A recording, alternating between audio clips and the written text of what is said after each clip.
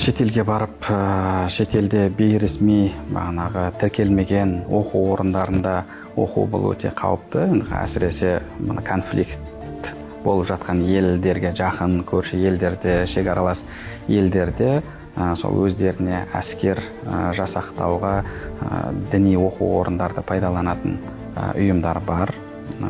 Бұрынғы уақытта мысалы бір ауылдан бір кісі шығып, ол Бұхараға барып оқиды, болмаса Қазанға барып оқиды.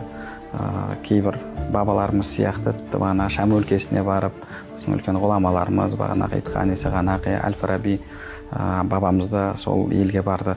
Сөйтіп сол жаққа барып білім алғандары бар. Енді ол жерде бір тұлға мысалы барып оқиды, еліне қайтып келеді. Сол халық үшін мәлімет көзі болады.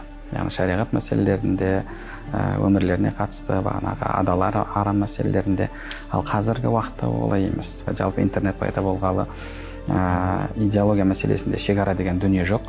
Мысалы әсіресе TikTok желісінде түрлі бағытта диспуттар, пікірталастар кетіп жатыр.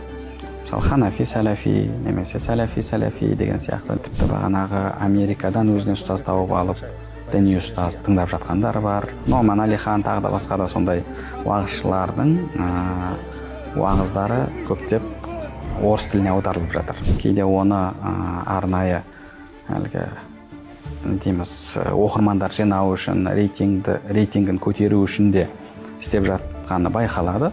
Еліміздің азаматтарын оқуға шыққысы келсе, сол өзіміздің муфтият арқылы, муфтиятпен арасында келісім шарт бар оқу орындарына баруға кеңес береміз. Және олардың бағанағы миына, олардың көкірегіне діни мәселемді мен өзім жергілікті мамандармен шешуім керек, басқасы қате болады деген сондай ұстанымды қалыптастыру керек. Біз солай ғана бұнымен күресе аламыз. Ал біздің міндетіміз бұл халыққа өзіміздің дәстүрлі исламды ата-баба ұстанымын толыққанды дұрыс жеткізу.